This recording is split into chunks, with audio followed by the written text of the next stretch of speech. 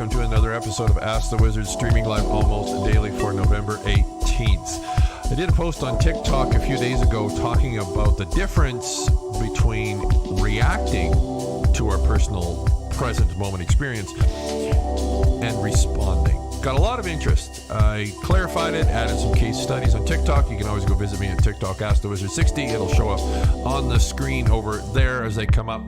I'm going to set the 5-minute timer right now. Got to grab my coffee. You do the same, get comfortable, and we will see you in 5.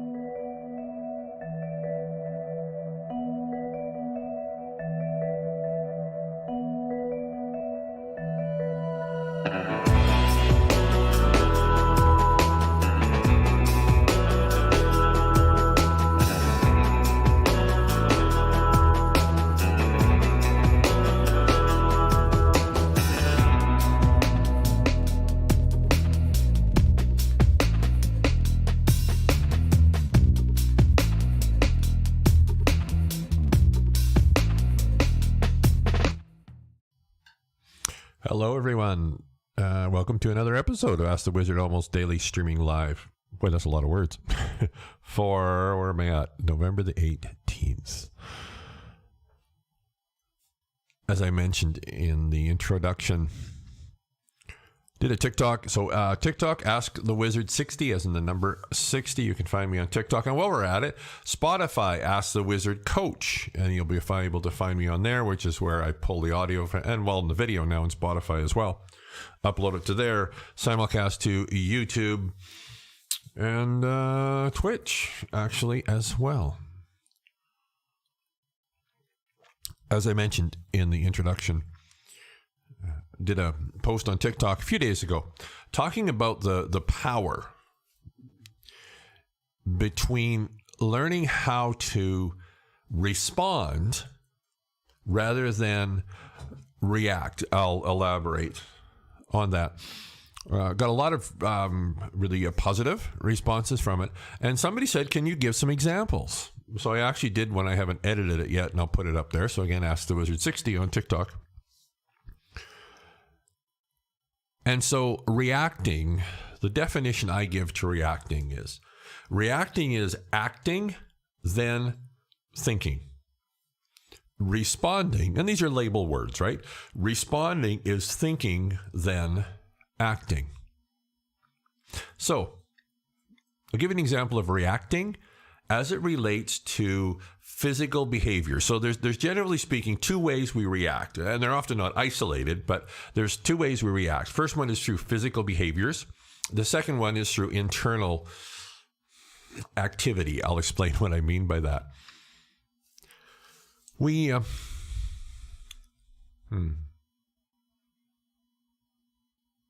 have those people, places, things, and events. So for me, our external environment, I kind of group into those categories. So we all have people and really places as well, and events as well that push our buttons. Or another way to put it is trigger us. So we often hear that word trigger. So what's a trigger? A trigger often causes us to react. Now, I'm going to give you an example. First of all, I'm going to give you an example of how reaction is not a bad thing in and of itself. Here's an example of reacting. The burner on the stove is hot, and you accidentally touch the burner. Now, what are you going to do when you touch that burner? Here's what you're not going to do. You're not going to go, ow, oh, what, why? Like, why is my hand hurting so bad? What am I going to do? How will I respond? See, how will I respond to this? You don't want to do that, right? You touch that and your hand automatically reacts, or a reflex is another word for it. So reacting isn't bad. It's very survival based, right? It's very pain avoidance based, right? If you touch the hot burner, that's pain, right? You don't want to be doing that. So that reactionary, or you could say lifestyle as well, tends to be focused on avoiding pain or survival, where responding kind of goes the other direction, introducing pleasure and evolving. I will use that word.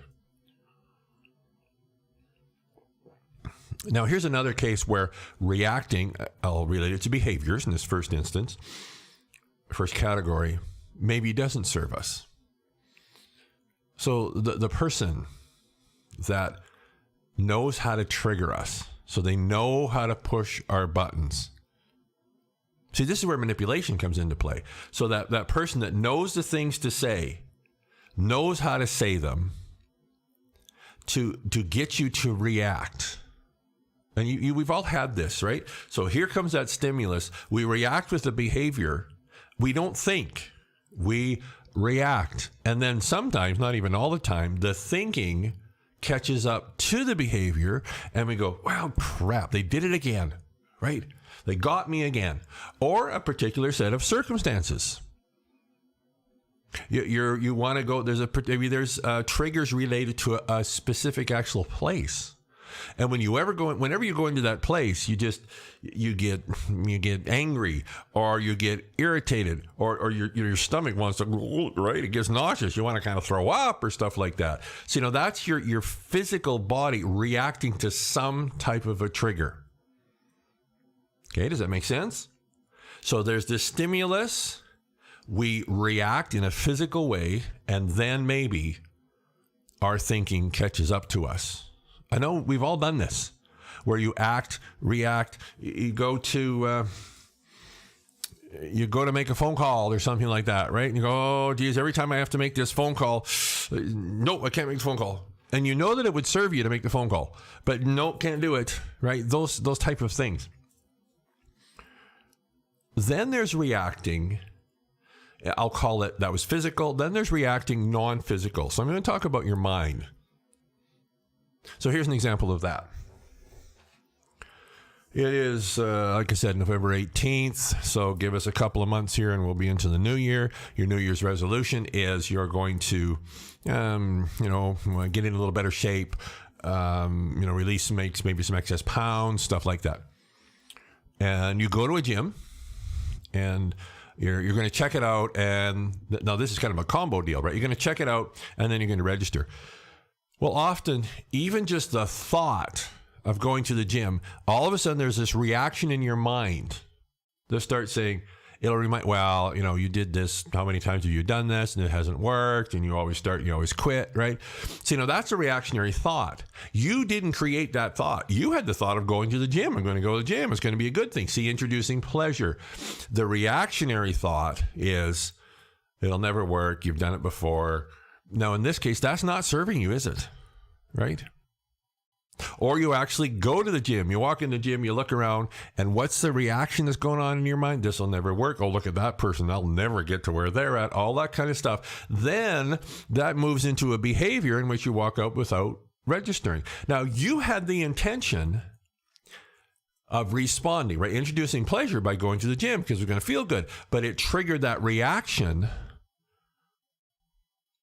And then you end up following up in that reaction, and then it never happened, right? And so often, those things happen before we even realize that they are. That's the insidious thing about this. In either case, and again, they're often blended, and even if we realize it's happening, it's like we can't stop ourselves because it's that reaction.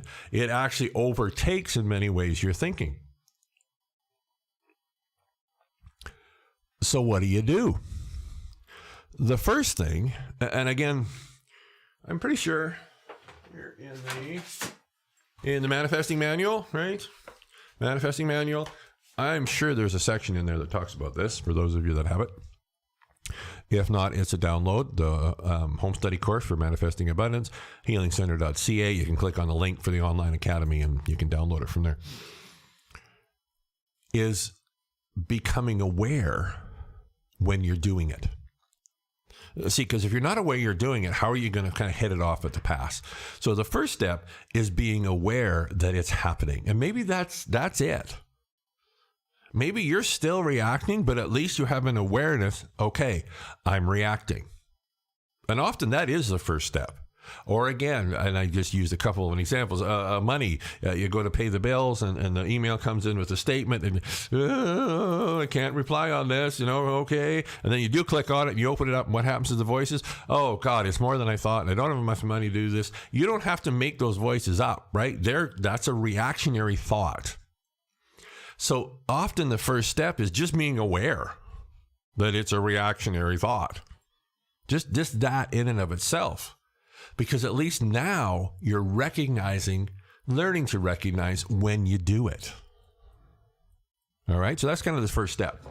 Then the second one, and in the beginning, out of 100 times, you're going to get it twice, but twice is better than none. It takes a while to kind of get the hang of this, I guess. Because as I said, a reaction kind of happens like that, right? So you have a very small window to catch this thing. Is when that happens, pause. Just pause. Like it's like you stop it. It's like your body wants, right? If it's in the case of the first one, or your mind starts going, the first, right? Just don't try and do anything. Just practice pausing. However that works for you. Just, the good old count to 10, right? Just pause, just even for a moment, because what you're going to do is you're going to create that little window of opportunity where you can now choose your response rather than the reaction. Remember, the response is I think, then I act. Now, it may be that the action you take is the same as if you reacted, and that's fine. But there's also going to be those ones that don't serve you. And so by practicing just that pause, right, and it's going to be hard because your nervous system wants to react. It's designed to react. It feels weird for it not to react. So it's catching that momentum is really, really tricky in the beginning. You're going to want to do it. You're, oh man, I want to do it. Just pause. Just pause. Okay, just wait. Stop. Just stop. Wait, stop. Maybe it's for a moment. Maybe it's for 10 minutes, whatever. Just stop. And just by stopping it, you give your mind a chance to think. But you're thinking now, not these reactionary thoughts, these reactionary behaviors. Now you're thinking. And now you can decide what behavior you want to take.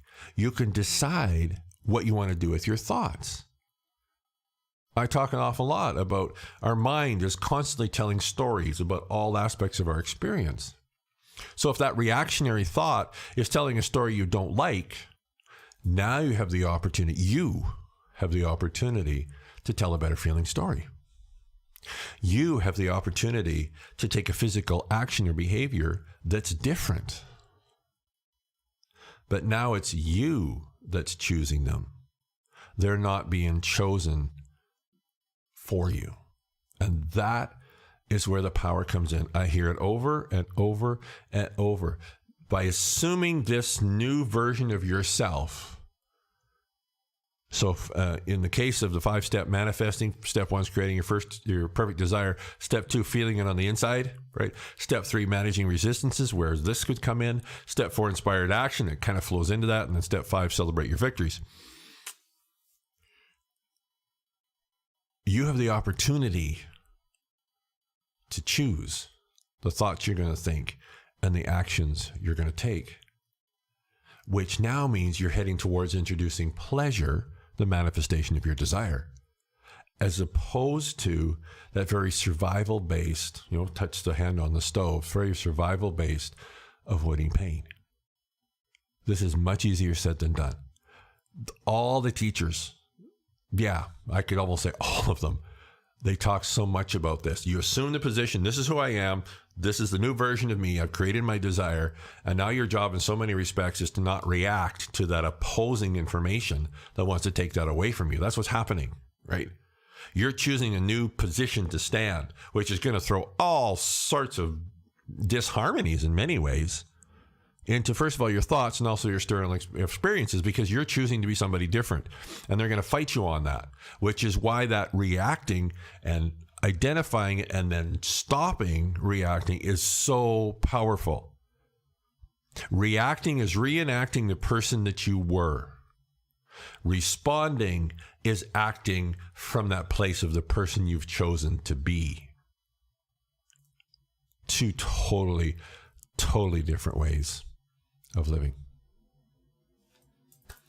That's it.